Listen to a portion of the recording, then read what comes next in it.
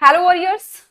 कालचा 14 जूनचा combined group बी पूर्व परीक्षा 2026चा पेपर पार पडल्यानंतर बरेचसे वॉरियर्स, बरेचसे एमपीएससी ऍस्पिरंट आहेत जे कन्फ्युजन मध्ये आहेत. ज्यांचा फर्स्ट अटेम्प्ट होता त्यांच्यासाठी तर हे फार मोठं कन्फ्युजन आहे की आयोगाचा ट्रेंड खरंच बदलत चाललाय का, आणि जर तो बदलत चालला असेल तर जे काही आतापर्यंत आम्ही स्टडी रिलेटेड स्ट्रॅटेजीज ऐकलेल्या आहेत, असा अभ्यास करा, नेमका कसा अभ्यास केला पाहिजे, कसा अभ्यास केल्यानंतर मार्क्स येतात, कसा अभ्यास केल्यानंतर रिझल्ट येतो, याच्यामध्ये आम्ही आता बदल करायला पाहिजे का, आणि जर बदल करायला पाहिजे असेल तर तो नेमका कुठला करायला पाहिजे, या बाबतीत थोडंसं कन्फ्युजन आहे. याच्या सोबतच काही जणांनी मला हा प्रश्न विचारला की मॅम आता रेफरन्स बदलायचे का, रेफरन्स बुक जे आहेत ते बदलायला पाहिजेत का, कारण आयोग वेगळेच काहीतरी प्रश्न विचारत आहे.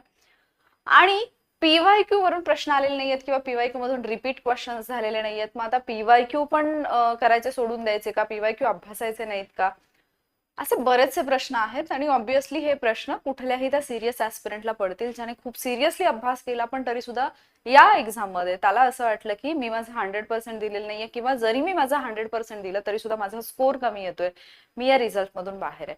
त्याच्यामुळे आज मी जवळपास 6 ते 7 गोष्टी तुमच्यासोबत शेअर करेन. त्याच्यातली मला असं वाटतं की 6वी गोष्ट जी मी तुम्हाला सांगणार आहे ती मोस्ट इम्पॉर्टंट ठरेल या सगळ्या गोष्टींमध्ये. तसं तर बाकीच्या 6 पण इम्पॉर्टंट आहेत, पण एक्झॅक्टली आयोगाचे क्वेश्चन्स जे आहेत ते टॅकल करायचे असेल तर 6वा पॉइंट हा इम्पॉर्टंट राहील. ठीक आहे, त्यामुळे व्हिडिओ शेवटपर्यंत पहा.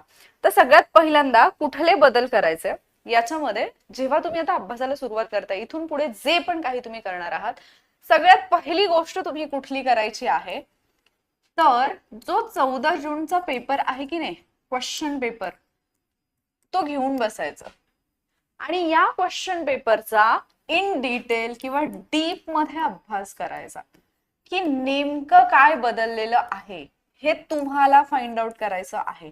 ठीक आहे, म्हणजे बदल झाले ठीक आहे, पण नेमकं काय बदलले, बदललंय नेमकं काय बदलले हे तुम्हाला फाइंड आउट करायचं आहे. ठीक आहे, आता हे फाइंड आउट करताना समजून काय घ्यायचंय की जे 7 सब्जेक्ट मला याच्या पूर्वी होते तेच 7 सब्जेक्ट आहेत. ज्या 7 सब्जेक्ट मधले टॉपिक होते ऑलमोस्ट तेच टॉपिक आहेत, बट काही टॉपिक, फॉर एक्झाम्पल जॉग्राफीमध्ये पाहिलं किंवा इकॉनॉमिक्समध्ये पाहिलं तर आयोगाने काही नवीन टॉपिक जे आहेत जे आतापर्यंत तुम्ही अभ्यासलेले नव्हते, म्हणजे पूर्व परीक्षेच्या दृष्टीने ते टॉपिक तुम्हाला इम्पॉर्टंट वाटत नव्हते, किंवा ते पीवायक्यूच्या दृष्टीने आपण जेवढा आयोगाच्या क्वेश्चन पेपरचा अभ्यास केलाय त्या दृष्टीने आपण त्या टॉपिक्सना तेवढा इम्पॉर्टन्स दिलेला नव्हता. उदाहरणार्थ एक टॉपिक मी सांगू शकते आता, तो म्हणजे कृषी. ठीक आहे, याच्यावरती फार भर दिला आयोगाने, मग तो इकॉनॉमिक्स मध्ये असू देत, जॉग्राफी मध्ये असू देत, इकडे थोडासा भर दिलेला आहे. याचा अर्थ आता मला फाइंड आउट करायचं आहे की या 2026च्या पूर्व परीक्षेच्या क्वेश्चन पेपरमध्ये असं काय वेगळं होतं जे टॅकल करणं मला कठीण गेलंय, जो पार्ट मला हार्ड गेलाय. आणि ज्यावेळेला तुम्ही हे घेऊन बसाल ना त्यावेळेला आपोआप तुम्हाला तुमच्या अभ्यासाची दिशा सापडायला लागेल की मला नेमका काय अभ्यासामध्ये बदल करणं गरजेचं आहे. कदाचित मी आतापर्यंत फॅक्ट खूप सगळ्या केलेल्या आहेत, फॅक्च्युअल डाटा केलेला आहे, पण बरेचसे प्रश्न जे आहेत ते कन्सेप्च्युअल विचारलेले आहेत. ठीक आहे, त्याच्यामुळे आता मला फक्त फॅक्ट वरती लक्ष देणं गरजेचं नाहीये, तर कन्सेप्ट पण माझ्या झाल्या पाहिजेत.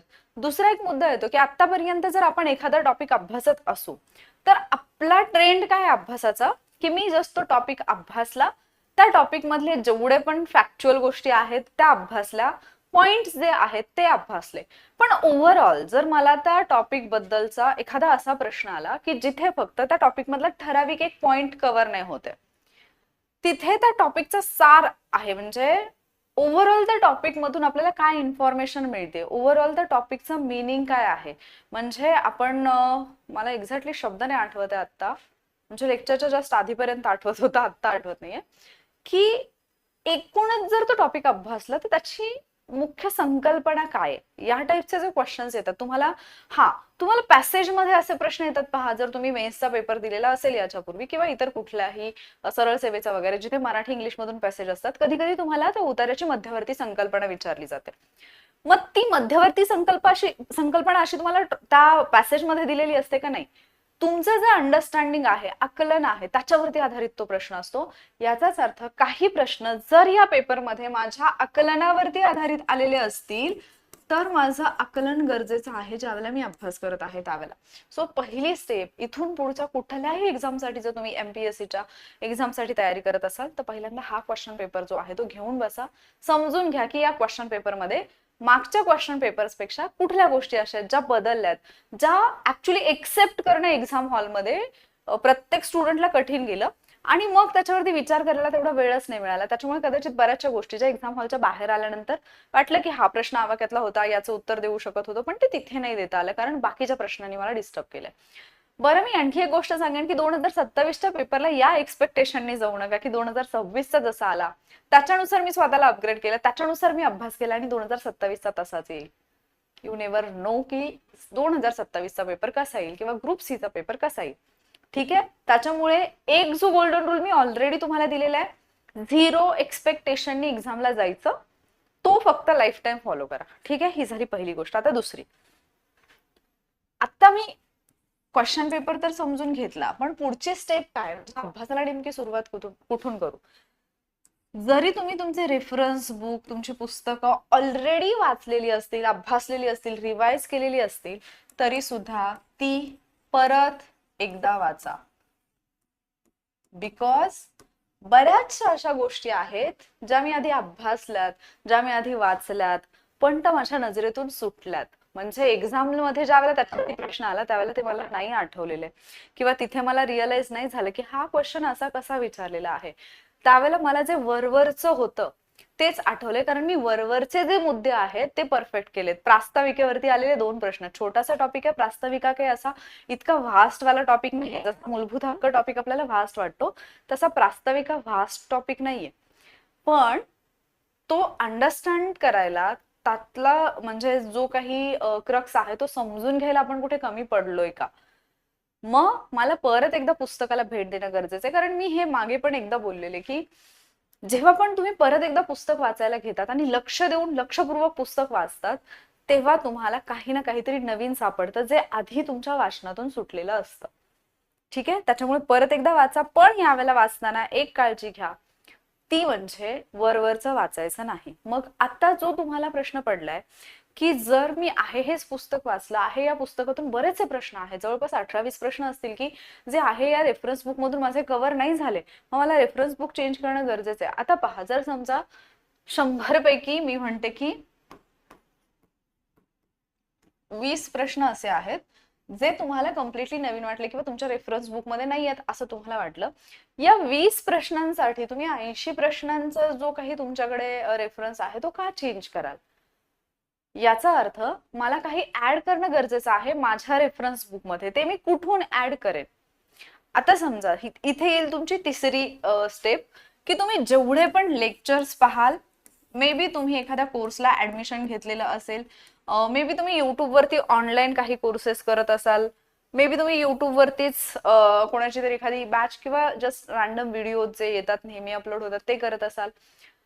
त्याच्यामध्ये ज्या पण लेक्चरमध्ये, ज्या पण टॉपिकमध्ये तुम्हाला अभ्यासताना असं जाणवते की ठराविक काही पॉइंट्स आहेत जे माझ्या रेफरन्स बुक मध्ये नाहीयेत.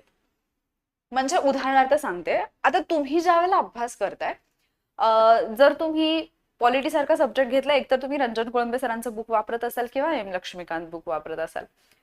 आता ज्यावेळेला मला टीच करायचंय त्यावेळेला मी फक्त रंजन कोळंबे सरांचं बुक घेऊन चालेल का नाही, किंवा फक्त एम लक्ष्मीकांत घेऊन चालेल का नाही, मला दोन्ही पुस्तकं जी आहेत ती अभ्यासावी लागतात. दोन्ही मधला जो कंटेंट आहे तो बऱ्याचदा क्रॉस चेक करावा लागतोय, दोन्हीतला कंटेंट समजून घ्यावा लागतोय.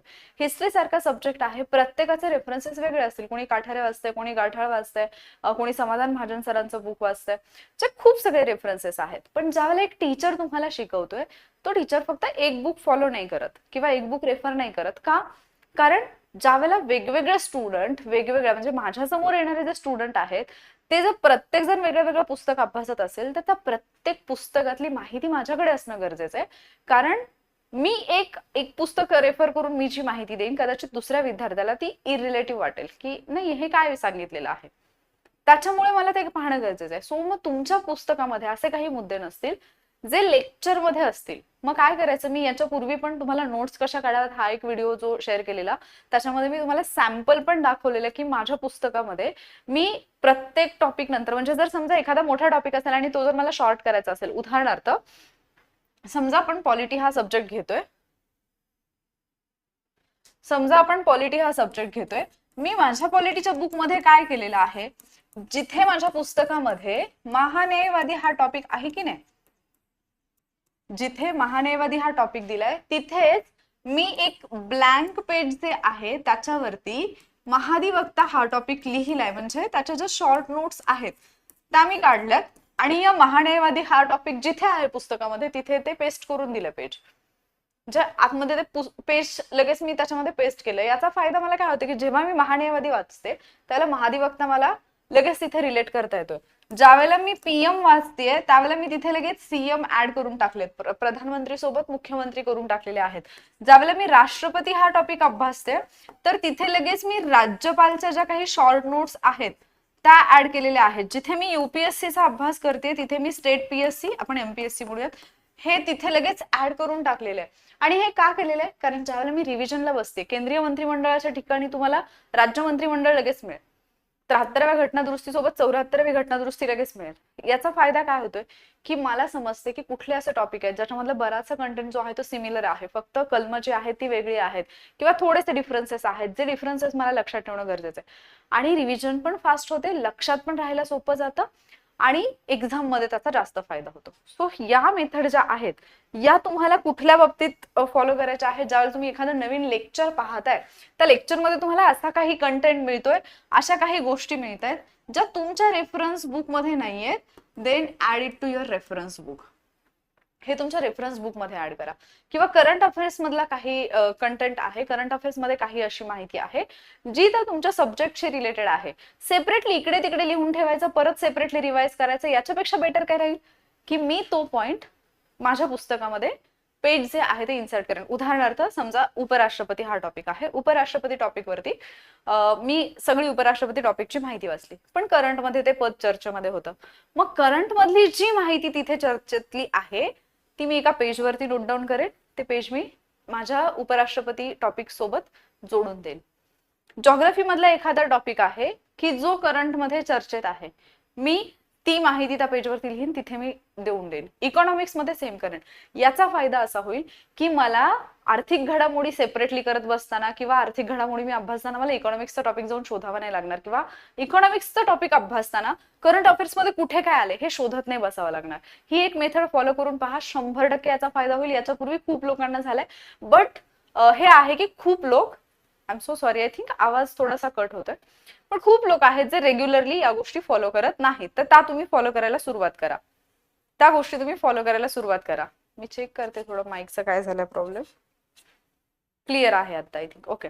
त्याच्यानंतर जर आपण पाहिलं तर पुढची गोष्ट येते ती म्हणजे प्रॅक्टिस क्वेश्चन करताना. हा, ज्या वेळेला तुम्ही कुठल्याही टॉपिकचे प्रॅक्टिस क्वेश्चन्स करताय, एमसीक्यू सॉल्व्ह करताय, त्यावेळेला आणखी काही गोष्टींची काळजी घ्या. जसं की आतापर्यंत आपल्याला माहिती आहे म्हणजे one liner, multi liner questions याची आपण बऱ्यापैकी म्हणजे पुरेपूर प्रॅक्टिस केलेली असते. पण बरेचसे टॉपिक असे असतात की जिथे छोट्या छोट्या गोष्टी आपल्याकडून सुटतात, जसं तो प्रास्ताविकेवरचा प्रश्न होता केशवानंद भारती खटल्यावरचा. सो अभ्यास जर करायचा आणि तो टॉपिक जर तुम्हाला परफेक्टली सगळ्या गोष्टी जर लक्षात ठेवायच्या आहेत, जरी तुमच्या क्वेश्चन पेपरमध्ये मल्टी लायनर क्वेश्चन येणार आहे, तुम्ही पीवायक्यू मधून प्रॅक्टिस कराल, तुम्ही टेस्ट सिरीज मधून प्रॅक्टिस कराल, सगळं आहे, पण हे आपण कधी करतो ना, पीवायक्यू किंवा टेस्ट सिरीज हे शेवटच्या टप्प्याला करतो, म्हणजे एक्झाम जेव्हा जवळ आलेली असते, एक्झामच्या 1-1.5 महिना आधी करतो. ज्यावेळेला तुम्ही अभ्यास करताना एक सवय लावून घ्या, कुठलाही टॉपिक रीड करताना त्या टॉपिक मधल्या प्रत्येक पॉइंट वरती, मी तर म्हणेन की फक्त पॉइंट्स ने, प्रत्येक लाईन वरती कसा क्वेश्चन बनू शकतो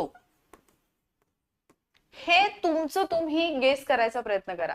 की जर माझ्या पुस्तकातून मी एखादा टॉपिक रीड करत आहे तर त्या टॉपिक वरती क्वेश्चन कसा फॉर्म होण्याची शक्यता आहे, हे क्वेश्चन जे आहेत ना हे तुम्ही फॉर्म करायला सुरुवात करा. आणि ज्यावेळेला तुम्ही स्वतः हे क्वेश्चन्स फॉर्म करायला लागाल, तुम्हाला ऑटोमॅटिकली म्हणजे कुठलाही टॉपिक असेल, कितीही कठीण असेल तरी तो टॉपिक लक्षात तर राहील तुम्हाला, पण ज्यावेळेला एक्झाम मध्ये तुम्हाला त्याच्यावरती प्रश्न येतील, तुमचं ऑलरेडी गेसवर्क इतकं स्ट्रॉंग झालेलं असेल की कुठला क्वेश्चन कसा फ्रेम होऊ शकतो याची आयडिया तुम्हाला अभ्यास करतानाच आलेली असते. म्हणजे जे मी नेहमी सांगते, असं नाही की कालच्या एक्झामला मुलांचा अभ्यास नव्हता, पुस्तकाच्या पुस्तकं पाठ आहेत, पण तरी सुद्धा बरेचसे असे प्रश्न ज्यांची उत्तरं माहिती आहेत त्याची उत्तरं देता आली नाहीत. त्याला बरेचसे म्हणजे ते सर्कमस्टान्सेस, त्या एक्झाम हॉलमधलं आपलं वातावरण, बाकीचे जे प्रश्न असतात जे आपल्याला डिस्टर्ब करतात, या सगळ्या गोष्टींचा परिणाम होतो. पण ज्यावेळेला तुम्ही पूर्णपणे तयारी केलेली असते, पूर्व तयारी तुमची परफेक्ट असते, त्याला या प्रॉब्लेम्सना तुम्हाला फेस करावा लागत नाही. त्याच्यानंतर पुढचा मुद्दा येतो तो म्हणजे जे टॉपिक नवीन दिसलेत तुम्हाला. आता इथे तर तो मुद्दा मी तुम्हाला सांगितलाच, पण जे टॉपिक तुम्हाला नवीन दिसलेत प्रत्येक सब्जेक्ट मध्ये, आता हा मुद्दा जो आहे की नाही हा कुठे लागू होतो, ज्या वेळेला तुम्ही हे करताय एमसीक्यू करताय. आय थिंक मी पीवायक्यू बद्दल इथे बोललेले नाहीये. पीवायक्यूचा मुद्दा, एक सेकंड पीवायक्यू. आता इथे हा पहिला जो मुद्दा होता की नाही, हा क्वेश्चन पेपर, तर ज्यावेळेला तुम्ही हा क्वेश्चन पेपर घेऊन बसता त्यावेळेला प्रत्येक सब्जेक्ट मध्ये आलेले जे क्वेश्चन्स आहेत की नाही ते कुठल्या टॉपिक वरती आलेत हे फाइंड आउट करा. म्हणजे पॉलिटीमध्ये कुठले क्वेश्चन्स आलेले आहेत, जॉग्राफीमध्ये कुठल्या टॉपिक वरती प्रश्न आलेले आहेत, इकॉनॉमिक्स मध्ये कुठल्या टॉपिक वरती प्रश्न आलेले आहेत, सायन्स मध्ये कुठल्या टॉपिक वरती प्रश्न आलेले आहेत. हे जे सगळे टॉपिक आहेत की नाही, जस्ट अ सेकंड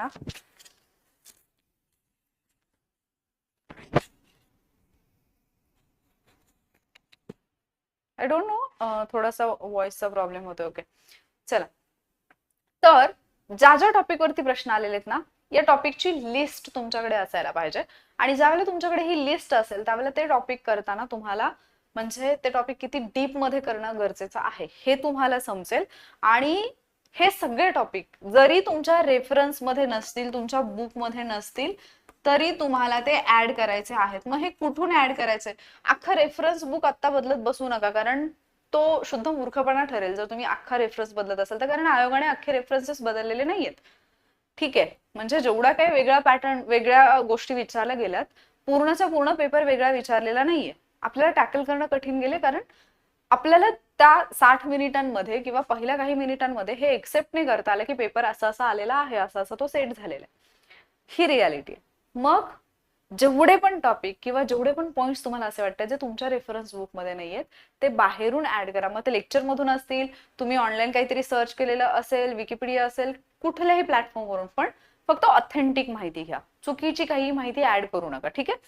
आणि त्याच्यानंतर जे मी तुम्हाला बोलले होते की 6वा पॉइंट मोस्ट इम्पॉर्टंट असेल ही एक्झाम क्रॅक करण्यासाठी, तसं तर ही गोष्ट मी ऑलरेडी स्टुडंट्सना सांगितलेली होती. आणि प्रत्येक बॅच मध्ये जेव्हा फायनल टू डू लिस्ट दिली जाते किंवा अगदी सुरुवातीपासून पण ज्या वेळेला टार्गेट्स दिले जातात त्यावेळेला एक गोष्ट नेहमी सांगितलेली आहे मी, की तुम्हाला फक्त कंबाईंड प्रीचे म्हणजे ग्रुप बी आणि ग्रुप सी चे पीवायक्यू जे आहेत ते करायचे नाहीयेत.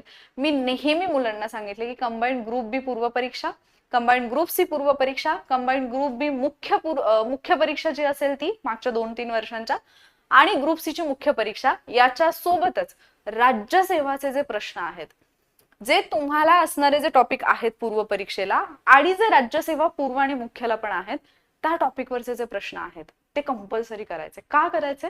कारण आत्ताचा जर पेपर तुम्ही पाहिला, जे मी म्हटलं की नाही तुम्हाला ते मुख्य संकल्पना वगैरे असे जे प्रश्न येत आहेत, हे हा पॅटर्न आहे राज्यसेवेचा. इव्हन मी काल परवा पण लेक्चरमध्ये हेच बोलले होते की जर कंबाईनचं मेरिट एवढं वाढत आहे, दुसरा मुद्दा राज्यसेवा डिस्क्रिप्टिव्ह झाल्यानंतर ज्या जनतेने सोडून दिली राज्यसेवा आणि कंबाईन कडे वळले, तर आयोगाला त्यांचा दर्जा जर मेंटेन करायचा तर आयोग डेफिनेटली बदल करणार. राज्यसेवा जर डिस्क्रिप्टिव्ह कडे गेली आहे तर ग्रुप बी राज्यसेवेकडे जायला काहीच हरकत नाही आणि ती जात आहे. मग काय करायचंय की राज्यसेवा पूर्व आणि राज्यसेवा मुख्य सुद्धा या दोन्हीला मागचे 4-5 वर्षांचे क्वेश्चन पेपर्स घ्या. आणि याच्यामध्ये आपला जनरली पॉलिटी हा सब्जेक्ट असेल, त्याच्यानंतर जॉग्राफी आहे, त्याच्यानंतर हिस्ट्री आहे, त्याच्यानंतर इकॉनॉमिक्स आहे, सायन्सचे काही 1-2 ठराविक टॉपिक जे आहेत. सायन्स प्रीला तर ऑब्विसली बरेचसे टॉपिक आहेत, मेन्सचं जर म्हटलं तर 1-2 टॉपिक, पण प्रीचे जे आहेत क्वेश्चन्स, हे राज्यसेवेला जे विचारलेले प्रश्न आहेत, जे टॉपिक आहेत, म्हणजे क्वेश्चन थोडक्यात पीवायक्यू जो आधीचा पॅटर्न होता ऑब्जेक्टिव्हचा, तिथले जे क्वेश्चन्स आहेत ना ते क्वेश्चन्स एकदा रिवाइज कर. एकदा इन द सेन्स ते अभ्यासा डिटेलमध्ये, कारण जेव्हा ते प्रश्न तुम्ही अभ्यासाल तर तुम्हाला पुढची कंबाईन इझी वाटेल. कारण आयोग तेच करत आहे आता, की तो जो पॅटर्न आहे तो थोडासा इकडे इम्प्लिमेंट करण्याचा प्रयत्न आहे आयोगाचा. तर आपल्याला पण स्वतःला अपग्रेड करावं लागेल. मी कंबाईन करते, मी राज्यसेवा बघणार नाही, हा ऍटिट्यूड तुम्हाला चालणार नाही आणि तो परवडणारा पण नाहीये. ठीक आहे, कारण इथून खूप सगळे क्वेश्चन्स जे आहेत, म्हणजे हे थिंकिंग ज्याला जमलं की नाही याच्यासारखं राज्यसेवासारखं, त्याला असा पेपर परत आला तर तो टॅकल करणं इझी जाईल. तुलनेने आत्ताचा जो पेपर फेस करतानाच्या अडचणी आला त्याच्यापेक्षा तो इझी जाईल. आणि त्याच्यानंतर पुढचा 7वा महत्वाचा मुद्दा येतो जो मी नेक्स्ट पेज वरती देईन, दॅट इज टाइम मॅनेजमेंट. आता एक गोष्ट मी तुम्हाला याच्या आधीच्या लेक्चरमध्ये सांगितलेली, की एक गोष्ट जपून ठेवा जी कदाचित तुम्हाला लाखो करोडो फीज देऊन मिळणार नाही, ती म्हणजे जो तुमचा अनुभव आहे, ज्या तुमच्या भावना आहेत, ज्या तुमच्या फिलिंग्स आहेत या एक्झाम नंतरच्या, त्या जपून ठेवा. कारण हे जे तुम्हाला या एक्झामनी या सिच्युएशननी शिकवलंय हे कुठल्याही क्लासमध्ये कुठल्याही टीचरकडून कितीही लाखो करोडो रुपये फी देऊन तुम्हाला शिकायला मिळणार नाहीये. आणि दुसरी गोष्ट जी मी सांगितली, की जर तुम्ही 14 जूनच्या पेपर नंतर एका ठराविक गोष्टींसाठी रडला असाल, ठराविक गोष्टींसाठी तुम्हाला टेन्शन आलं असेल किंवा ठराविक मिस्टेक्स तुम्हाला जाणवले असतील की या चुका आहेत ज्या माझ्या झालेल्या आहेत, देन पुढच्या एक्झामला तुम्हाला सेम लढायचं नाहीये. तुम्हाला या चुकांवरती काम करायचंय, की जर मला टाइम मॅनेजमेंटचा प्रॉब्लेम आलेला आहे, देन माझी प्रॅक्टिस एवढी जास्त असायला पाहिजे की मला लाईफ टाइम या गोष्टीसाठी नाही रडायला लागलं पाहिजे. मी ऍथलीटचं पण उदाहरण दिलेलं तुम्हाला, की एखादा ऍथलीट 1 सेकंडनी, अर्ध्या सेकंडनी जर तो त्याची जी रेस आहे ती जर हारत असेल तर तो त्या टाइम वरती काम करेल. म्हणजे त्याच्याकडे स्ट्रेंथ ऑलरेडी आहे, तरी ऑलरेडी फिजिकली स्वतःला तेवढं ट्रेन केलंय, मेंटली ट्रेन केलेले, फिजिकली फिट आहे, डाएट वरती काम केले, सगळं केलंय, पण त्याला माहितीये तरीही आपला अर्धा सेकंड कमी पडलाय, म्हणजे आपण जास्तीचा घेतला त्याच्यामुळे आपण रेसमधून बाहेर आहोत, तर तो अर्धा सेकंड कसा कमी करता येईल याच्यावरती काम करेल. सो मी बाकीच्या सगळ्या गोष्टी करण्यापेक्षा मला एक्झॅक्टली जो प्रॉब्लेम आलेला आहे हे सगळं फेस करताना मी त्याच्यावरती काम करेन. म्हणून मी तुम्हाला कालचे सांगितले की चुका लिहून ठेवा. ते का इम्पॉर्टंट आहे, कारण त्याच्यावरती तुम्हाला काम करायचं. म्हणजे तुम्ही 4 वर्ष जर एकाच गोष्टीसाठी रडत असाल की टाइम नाही पुरत आहे, पेपर लेंदी आलाय, पेपर समजतच नाहीये, नवीन काहीतरी आले, प्रत्येक वर्षी प्रत्येक पेपरमध्ये नवीन प्रश्न हे दिसणारच आहेत. म्हणजे जो 2023चा पेपर होता सेम टू सेम 2024चा नव्हता. जसा 2024चा होता तसाच्या तसा 2025चा नव्हता आणि 2026चा पण तसाच्या तसा नव्हता. आणि आपण असंही नाही म्हणू शकत की PYQ अजिबातच विचारले नाहीत, PYQ मधून प्रश्नच नाहीत आले. जर तुम्हाला असं वाटत असेल की PYQ मधून प्रश्नच नाहीत आले तर थोडासा अप्रोच चुकतोय, कारण आयटक सारखा टॉपिक असेल, PYQ तुम्हाला एक्सपेक्टेड काय आहे की आयोगाने लास्ट इयर विचारलेलं, आयटकचे जे अध्यक्ष आहेत खालीलपैकी कोणी अध्यक्षपद भूषवलं नाही, यू आर एक्सपेक्टिंग की या वर्षी पण आयोगाने सेम प्रश्न ऍज इट इज उचलून विचारावा? नाही विचारणार आयोग. पण जर आयोगाने आयटकचे अध्यक्ष विचारलेत, आयटकची स्थापना विचारून झाली, आयटकचं पहिलं अधिवेशन विचारलंय, पहिल्या अधिवेशनाचे अध्यक्ष झालेत, एवढं सगळं विचारून झालंय, ही माझी रिस्पॉन्सिबिलिटी आहे ना की मी आयटक कम्प्लिटली करेन, जेवढी माहिती मला मिळतीये तेवढी मी करेन. हिंदू महासभेवरती आधी प्रश्न विचारले गेले, म्हणजे पहिल्या वेळेला जेव्हा प्रश्न आला त्यावेळेला सगळे कन्फ्युज झाले की हा नवीन पॉइंट ऍड झालाय. बट ज्यांनी त्याच्यावरती काम केलं, नेक्स्ट इयर प्रश्न आला सॉल्व्ह करता आला, नेक्स्ट इयर प्रश्न आला सॉल्व्ह करता आला ना. म्हणजे असे टॉपिक जर समजा एकदा तुम्हाला आयोगाने हिंट दिली की इथे प्रश्न येतोय तर तो टॉपिक परफेक्ट करा. आणि जर तुम्ही तो टॉपिक परफेक्ट करत असाल तर तुम्ही असं म्हणणारच नाही की PYQचा फायदा होत. ठीक आहे, मग PYQ सोडायचेत का? PYQ सोडायचे नाहीयेत. त्याचं रिझन म्हणजे अगदी सगळ्यात पहिला मुद्दा जो मी सांगितला तोच हा होता की क्वेश्चन पेपर घेऊन बसा 14 जूनचा. आणि हा 14 जूनचा पेपर हा तुम्ही जर पुढच्या म्हणजे 2026च्या प्रीचा पेपर जर तुम्ही 2027ची एक्झाम देणार असाल तर त्याच्यासाठी हा PYQच झाला तुमच्यासाठी, बरोबर आहे. त्याच्यामुळे हे सोडायचं नाहीयेत, कारण हीच तर दिशा आहे. म्हणजे 14 जूनचा पेपर तर तुम्हाला दिशा देणार आहे पुढच्या अभ्यासासाठी, मग याला सोडून कसं चालेल, ते तर तुम्हाला पाहावंच लागणार आहे. पण बाकीच्या ज्या गोष्टी सांगितल्या तर थोड्याशा त्याच्यावरती लक्ष द्या. पहिली गोष्ट, हा पेपर घ्या, नेमकं काय बदलले हे फाइंड आउट करा. आपण याच्यातलं म्हणजे कुठली गोष्ट आहे की जिथे आपण कमी पडलो ते फाइंड आउट करा. इथून पुढे अंडरस्टँडिंग जास्त इम्पॉर्टंट आहे, फक्त पाठांतर माझ्या कामी येणार नाहीये, ही गोष्ट जी आहे ती लक्षात ठेवा. आणि असंही नाहीये की म्हणजे बऱ्याच मुलांचं असं आहे की कन्सेप्च्युअल क्वेश्चन आले, फॅक्च्युअल डाटा नाही आला, म्हणजे तुम्हाला फॅक्ट सुद्धा पाठ करायच्या आहेत आणि कन्सेप्ट सुद्धा समजून घ्यायच्यात. या दोन्ही गोष्टी आता तुम्हाला कराव्या लागणार आहेत कंबाईनसाठी. फक्त फॅक्ट वरती तुम्ही अवलंबून राहू शकत नाही. ठीक आहे. त्याच्यानंतर रीडिंग, तुमचं जे रेफरन्स बुक आहे हे परत एकदा रीड करा, कारण तुमचं पुस्तक तुम्हाला बोलवते. फक्त लेक्चर्स वरती आणि कुणीतरी एक्सप्लेन केले आणि कुणीतरी ट्रिक्स दिल्यात आणि याच्यावरती फक्त अवलंबून राहू नका. कुणाचीही ट्रिक, इव्हन मी वॉरियर ऑफिसरच्या बाबतीत सुद्धा हे तुम्हाला 1000 वेळा सांगितलंय. जर तुम्ही संघ आर्थ्रोपोडा वाचलेलाच नसेल, जर तुम्हाला तो माहितीच नाहीये, तर तुम्हाला त्या ट्रिकचा तितकासा फायदा होणार नाहीये. जेव्हा तुम्ही वाचलाय, तुम्हाला समजलाय, देन तुम्हाला तो लक्षात ठेवायला कठीण जातंय म्हणून तुम्ही ट्रिकचा सहारा घेतला तर हे होईल. त्याच्यामुळे ट्रिकचे जरी व्हिडिओ असले तरी मी जस्ट घेतला आणि ट्रिक सांगितली असं करत नाही. मी आधी तो पार्ट एक्सप्लेन करते, कारण मला माहिती की जर तो पार्टच तुम्हाला माहिती नसेल, म्हणजे तुम्ही मोलुस्काचा पण जर ट्रिकचा व्हिडिओ पाहिला असेल तर त्याच्यातही मी आधी मोलुस्का संघ अख्खा जो आहे तो एक्सप्लेन केलाय. शैवालाच्या बाबतीतले जे व्हिडिओज अपलोड केले तिथे पण तो शैवाल गट पूर्ण मी एक्सप्लेन केलाय, देन तुम्हाला ट्रिक दिली. कारण जर तुम्हाला तो कंटेंट समजलेला नसेल, तो टॉपिक समजलेला नसेल, तर त्याच्या ट्रिकचा तुम्हाला फायदा होणार नाही. पण इथे दुसरी पण गोष्ट जी मी आधी पण बोलली की तुम्ही स्वतः ज्या वेळेला तो टॉपिक अभ्यासाल आणि समजून घ्याल आणि नाही समजत आहे म्हणून तुम्ही लेक्चर पाहाल तर तो टॉपिक तुमचा परफेक्ट होईल. पण तुम्ही तो टॉपिक रीड न करता डायरेक्ट लेक्चर पाहाल तर कठीण आहे. प्रत्येक चॅलेंज मध्ये जेवढे पण चॅलेंजेस कोर्सेस मी आतापर्यंत घेतलेत, प्रत्येक कोर्समध्ये डे 1ला जे मी सेशन घेते त्याच्यामध्ये त्यांना अभ्यासाचा जो काही एक आराखडा दिलेला असतो त्याच्यामध्ये ही गोष्ट कंपल्सरी सांगितली की पहिल्यांदा व्हिडिओ पाहायचा नाही, आधी स्वतः तो टॉपिक अभ्यासायचा, त्याचे PYQ पाहायचे किंवा त्याच्यावरचे MCQ सॉल्व्ह करायचे अँड देन लेक्चरकडे जायचं. इव्हन एवढंही सांगितलेलं आहे की तुम्ही एखादा टॉपिक वाचलात, तुम्ही त्याच्यावरचे क्वेश्चन सोडवले, तुम्हाला वाटलं की मला हे येते, no need to watch that lecture. काहीच गरज नाही तिथे टाइम वेस्ट करायची. जो टॉपिक मी अभ्यासलाय, मला समजलाय, माझे त्याच्यावरचे क्वेश्चन सगळे सॉल्व्ह झालेत, मी परत त्याच टॉपिकचं लेक्चर पाहण्यासाठी का म्हणून टाइम वेस्ट करू. जरी मी ते प्रोव्हाइड केलेलं असलं तरी सुद्धा मी स्वतः सांगितले की ते लेक्चर पाहू नका, कारण त्याची गरज नाहीये, तुम्हाला ऑलरेडी तो टॉपिक समजलाय. मग तुम्ही तुमचा एवढा मौल्यवान वेळ परत तिथेच का म्हणून वेस्ट करा. लक्षात येते. आणि ही गोष्ट प्रत्येकाच्या बाबतीत लागू होते. तुम्हाला स्वतःला कळलं पाहिजे की मला काय फॉलो करायचं आहे. तर टेलिग्राम 2-3 दिवसांसाठी, 2-3 थोडं जास्त, काही दिवसांसाठी बंद आहे. मग बऱ्याच स्टुडंटना असं वाटायला लागलं, म्हणजे कमेंटमध्ये पण विचारलं की मॅम टेलिग्राम बंद झालं, असं काहीतरी सुटल्यासारखं वाटतं. मी एक पोस्ट टाकली युट्यूबला की ज्यावेळेला काहीतरी निघून गेलंय ना त्यावेळेला खूप काहीतरी सुंदर सापडेल. म्हणजे हा जो वेळ आहे की नाही आपला दिवसातला इतक्या वेळा जातो टेलिग्रामवरती काय काय चेक करण्यात, अननेसेसरी गोष्टी, अननेसेसरी गप्पा, अननेसेसरी PDF नोट्स, काहीतरी प्रेडिक्शन्स, हे सगळं जे येतं ना, इतका म्हणजे योग्य वेळेला टेलिग्राम सध्या बंद आहे ना, कारण हाच तो पॉइंट आहे की ज्या वेळेला खूप मुलांना खूप इझिली डिस्ट्रॅक्ट होतील, खूप इझिली ते त्यांच्या ध्येयापासून भरकटतील, खूप इझिली त्यांना समजेल की नाही नाही इकडे जायचं नाहीये मला, किंवा मला हे करायचं नाहीये, किंवा दुसरे काहीतरी विचार घेऊन बसतील. आणि यावेळेला बंद झाले, इथे तुम्हाला वेळ मिळेल आत्मपरीक्षणासाठी आणि तो फार गरजेचा आहे. ठीक आहे. कारण आपल्याला किती जरी सांगितलं की नको आत्ता, नको हे वाचू, आत्ता नको हे बघू, आपला मेंदू आपल्याला तिकडेच घेऊन जातो. जसं काल परवा इतक्या म्हणजे व्हिडिओ खाली इतके लोक म्हटले की नाही शेवटच्या दिवसात इतके सगळे व्हिडिओज आणि मॅरेथॉन आणि हे ते. मी एक्झामच्या आधी सांगितलं होतं शेवटच्या 10 दिवसात ही काळजी घ्या.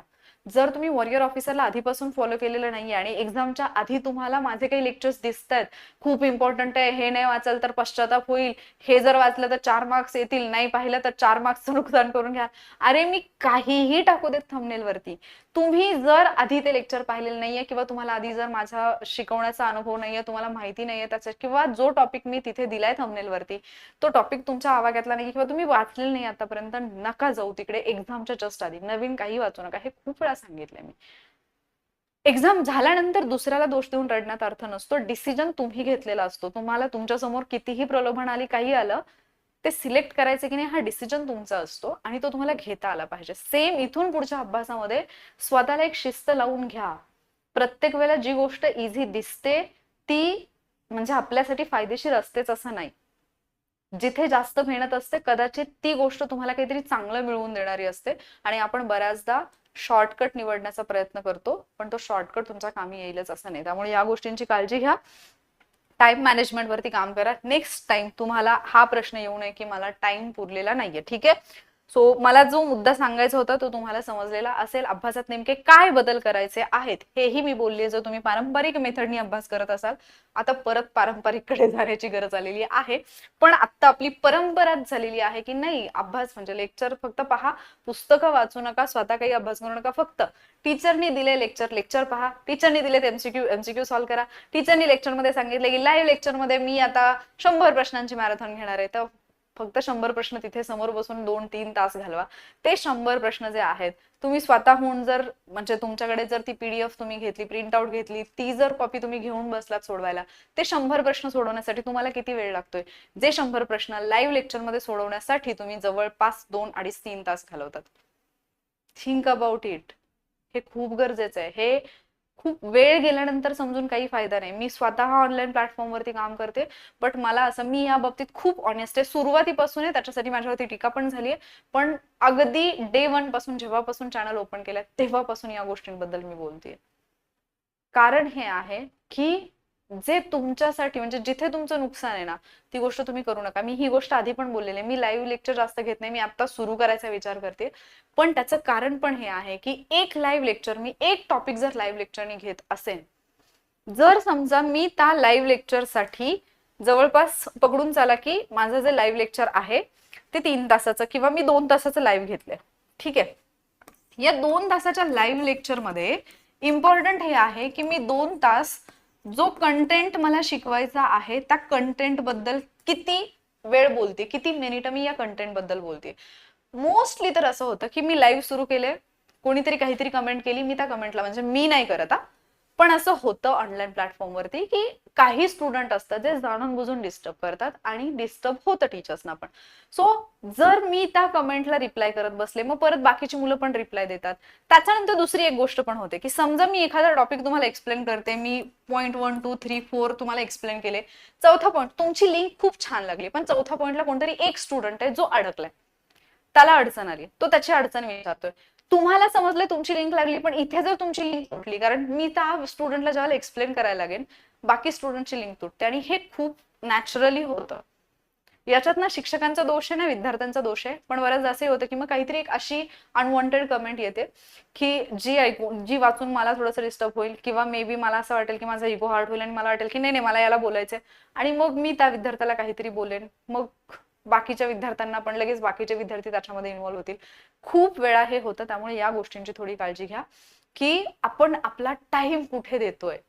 तुमचा टाइम जो तुम्हाला मिळालाय ना, आय डोंट नो तुम्ही एक्झाम क्वालिफाय कराल न कराल, तुम्ही लाईफ मध्ये कुठल्या फील्डमध्ये पुढे जाल, पण टाइम जो आहे ना त्याची तुलना तुम्ही कशाशीच नाही करू शकत, कशाशीच. बिकॉज हा एकदाच आहे, हा क्षण परत नाहीये लाईफमध्ये.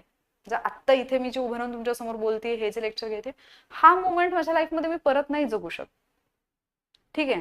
तर थोडं या गोष्टींकडे लक्ष द्या, आवश्यक ते बदल करा. पीवाय पुन्हा सोडून देऊ नका, कारण तुम्हाला 14 जूनचा पेपर बघितल्याशिवाय पुढच्या पेपरची तयारी करता येणार नाही, आणि 14 जून दॅट इज पीवाय, ठीक आहे.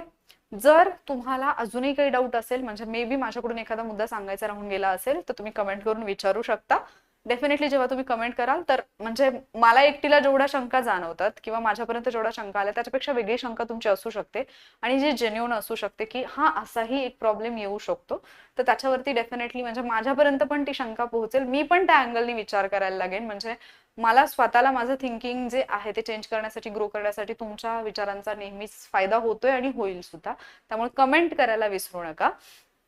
आता या व्हिडिओ नंतर सगळ्यात पहिलं काम तुम्ही काय करणार आहे हे मला कमेंट करून सांगा, ठीक आहे, आणि ते काम करायला लागा. सो ही एक गोष्ट आहे.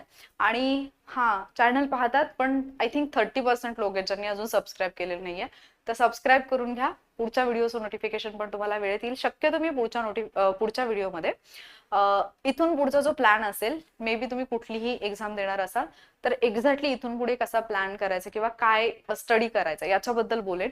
त्याच्यामुळे जर तुम्हाला ते लेक्चर पाहायचं असेल तर व्हिडिओला लाईक, शेअर करा, आणि त्याचबरोबर चॅनलला सबस्क्राईब करा. लवकरच भेटूयात आपण पुढच्या लेक्चरमध्ये. थँक्यू.